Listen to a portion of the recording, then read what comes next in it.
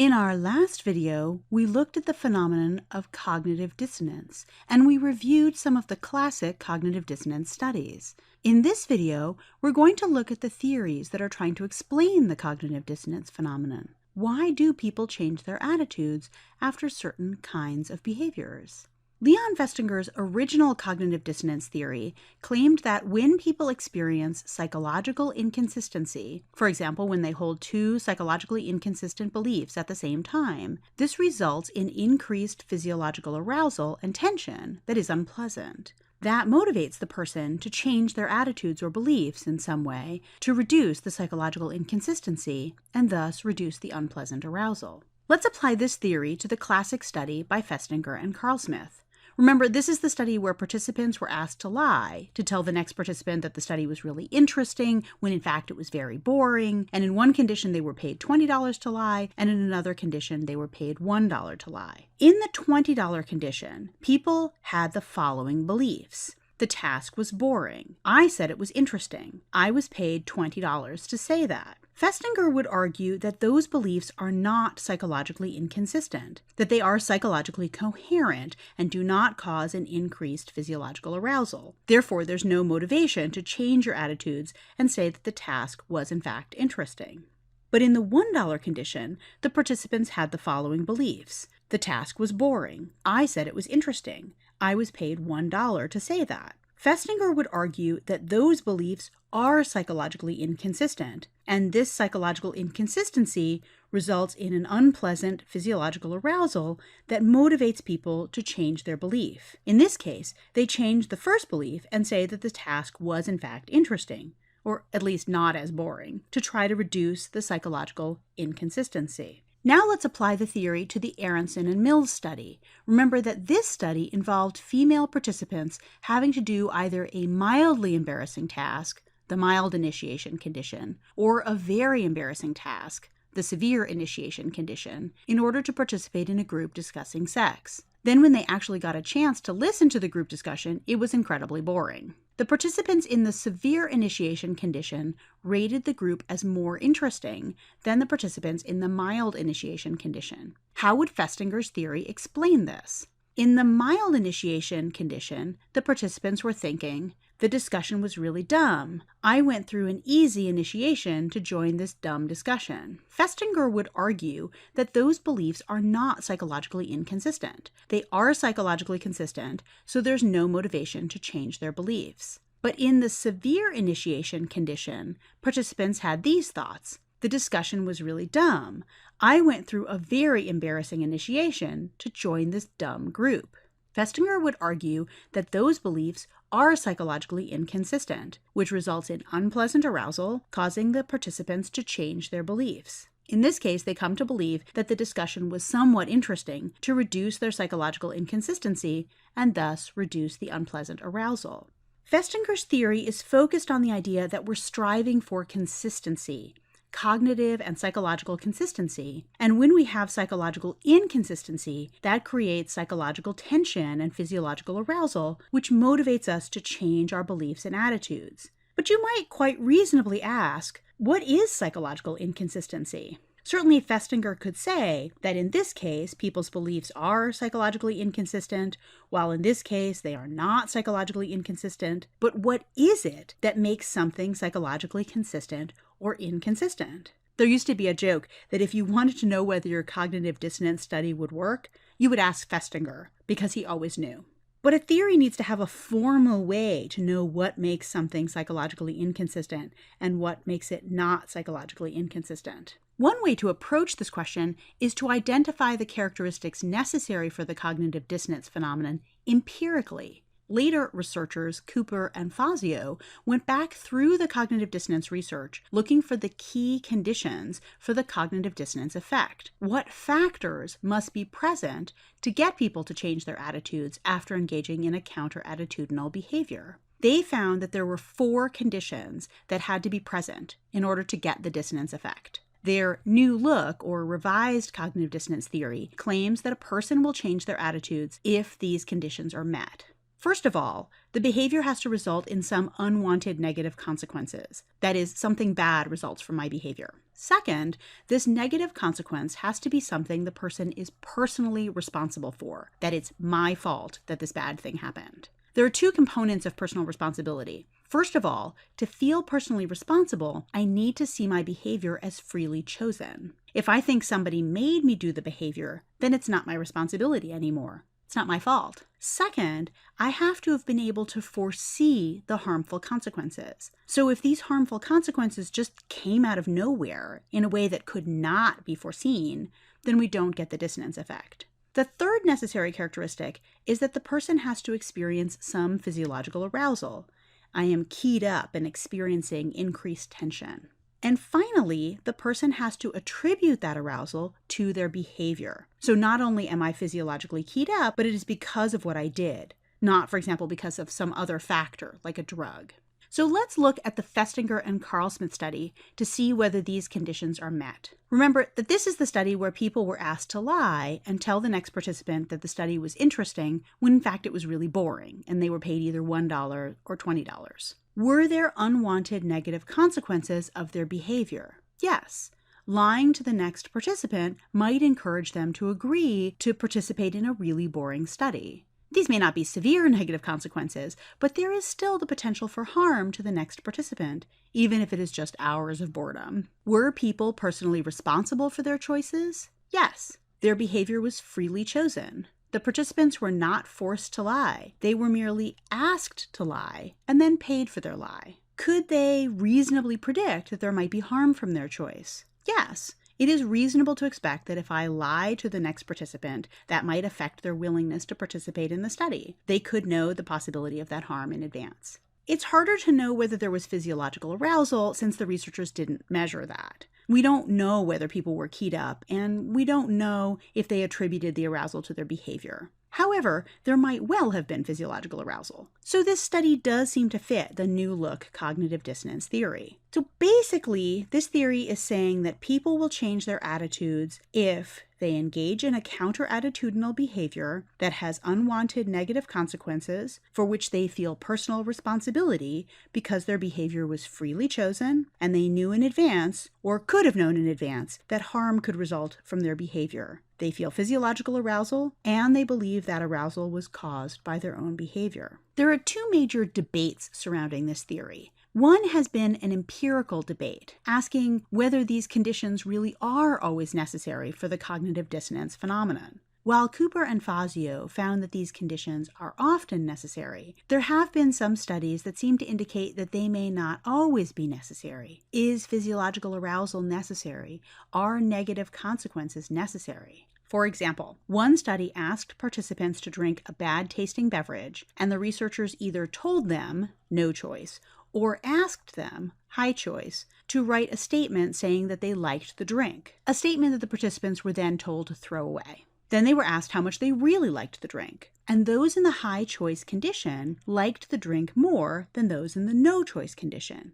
But lying about how much you like a bad-tasting beverage is harmless, particularly since their statements were thrown away. They didn't do anything to cause harm to another person. This doesn't seem to fully fit the new look theory. So there have been debates about whether the conditions in the theory are really always necessary for the cognitive dissonance effect. The other debate has to do with the nature of the theory. The new look theory is quite different from Festinger's theory. Festinger's original theory is a general theory about cognitive consistency that's very broad. The new look theory is narrower, focusing specifically on the empirical conditions for cognitive dissonance effects. It doesn't have the same kind of broad cognitive consistency approach, which some still find very appealing and relevant to understanding psychological phenomena. A third approach to cognitive dissonance has been to look at it in terms of self-esteem or self-concept. Aronson, for example, theorizes that cognitive dissonance occurs because the behavior threatens the person's self-esteem or their self-concept in some way. Let's apply this theory to the Festinger and Carlsmith study, the study where the participants were paid either $1 or $20 to tell the next participant that the study was interesting, when in fact it was very boring. Imagine that you're in the $20 condition. You might reasonably say to yourself, yes, I lied, but it was for good money, and I can live with that. That is, I told a small lie, but it was for a fairly hefty sum of money. In 1959, $20 was a lot of money. And that doesn't really hurt my sense of self. It doesn't make me feel like a bad person. Now imagine you're in the $1 condition. You might say to yourself, I lied for $1. What kind of person does that make me? Not only am I willing to lie, but I'm willing to lie for virtually no recompense. I'm cheaply immoral, kind of sleazy, and that makes me feel bad. I don't like feeling bad about myself. How could I feel better about myself? Well, maybe it wasn't really a lie. Maybe the study really was interesting. Now I'm not cheaply immoral. So you can imagine that this is really about feeling bad about yourself because you've done something that threatens your sense of self.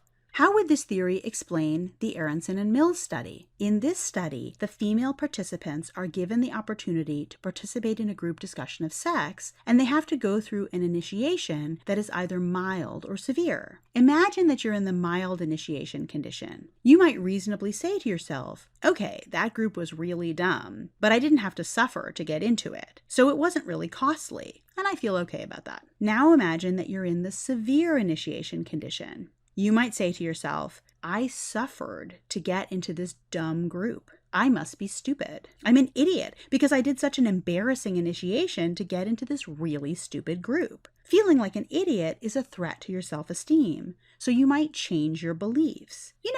It wasn't such a dumb group. That discussion was a little interesting. Now I don't feel so stupid.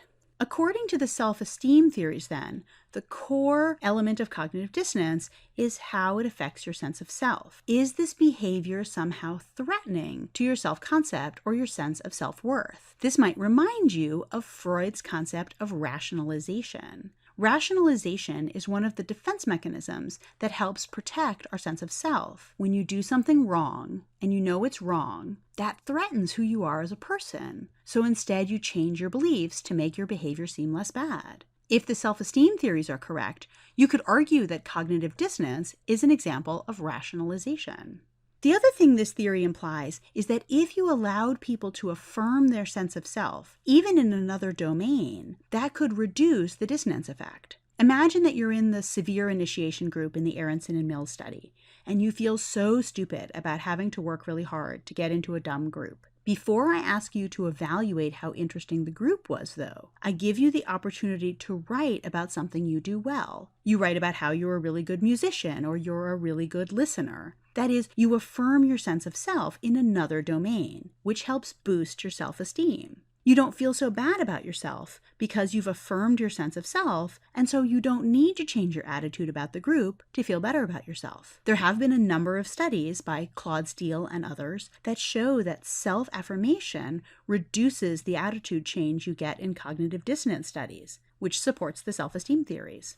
There are two theories, though, that claim that the cognitive dissonance effect doesn't reflect a change in attitudes. One is self-perception theory. You may remember self-perception theory from our previous video on self-knowledge. Daryl Bem argued that we come to know ourselves by looking at our behavior, that we infer our attitudes from our behaviors. This theory would argue that the cognitive dissonance effect doesn't show that you changed your attitude. Instead, you merely inferred your attitude from your behavior within the context. Imagine that you were just looking at somebody else's behavior in the Festinger and Carlsmith study. This is the study where people were asked to say the task was interesting when in fact it was really boring. If you saw someone being paid $20 to say the task was interesting, you would probably conclude that the person must have thought the task was pretty dull because they had to be paid a lot of money to say it was interesting.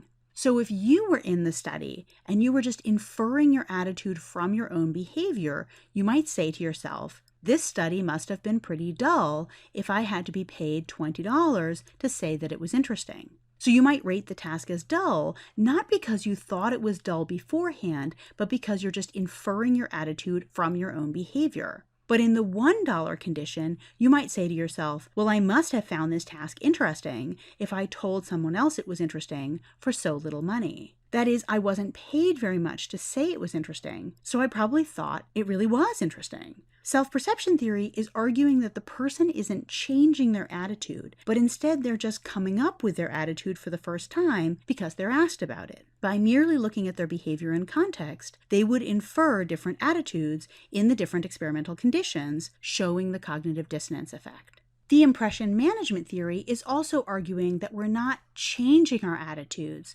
but instead we are just trying to appear consistent to other people. This theory points out that people might report a different attitude, but not necessarily change their inner attitude. Let's apply this to the Festinger and Carlsmith study, where people are asked to lie about the study being interesting for either $20 or $1. What happens when you're asked about how interesting you found the study? Well, if you're in the $20 condition, you might say to yourself, it won't look hypocritical if I say the study was boring when I was paid so much money to say it was interesting. They must know it is boring or they wouldn't pay me all this money. So it won't look that bad for me to say the study is boring because I'm being paid $20 to lie about it.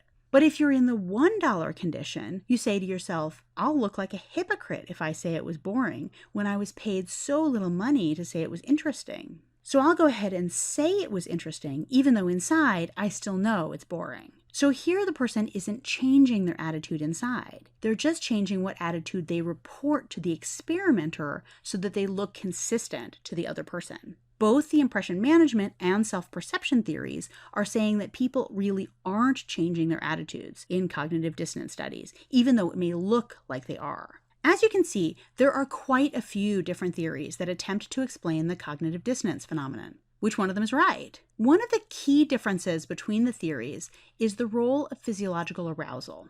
The first three theories we reviewed, Festinger's original cognitive dissonance theory, the revised New Look dissonance theory, and the self-esteem theory, all argue that physiological arousal is a core element of the cognitive dissonance effect. The person has to feel physiological arousal, that increased tension, in order for the change in attitude to occur. The physiological arousal can play a role in cognitive dissonance in two ways. First, the arousal might motivate you to change your attitude so that you can reduce the arousal. That was Festinger's idea, that we are motivated to change our beliefs to reduce the unpleasant tension. Second, the arousal can serve as a signal that you might have done something wrong or bad or stupid. This would be particularly relevant for the self-esteem theories. When you feel your heart beating and your breathing has increased, you take that as a moment to reflect, to say, wait, did I do something wrong?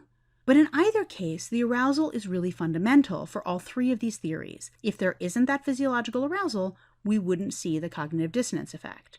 But the self-perception and impression management theories do not argue that arousal is central. If you feel arousal or don't feel arousal, it doesn't really matter. For self-perception theory, there's no reason to feel arousal because you're not changing your attitude. You're just inferring your attitude. In the impression management theory, you might feel a little increased arousal because of trying to think about how to present yourself, but it's not really fundamental to the cognitive dissonance effect. Well, do people experience physiological arousal during cognitive dissonance? Yes, they seem to. There are quite a few studies that support the claim that people do have increased arousal and that this arousal is important to the cognitive dissonance phenomenon. This seems to provide evidence against the self-perception and impression management theories of cognitive dissonance. That being said, there continue to be debates about which theory is really the best theory to explain cognitive dissonance. This is still a vibrant and active field of research. This field also touches on broader psychological questions. There is the specific question of how we can explain cognitive dissonance, but there is also a philosophical question of what this reveals about human nature. Is human nature fundamentally rational or irrational? Are we fundamentally rational creatures who are adjusting our attitudes in rational ways? Or are we irrational and driven by urges that are not rationally grounded? After reviewing the cognitive dissonance theories and research, what do you think? Do these studies show us to be rational or irrational? Thanks for watching.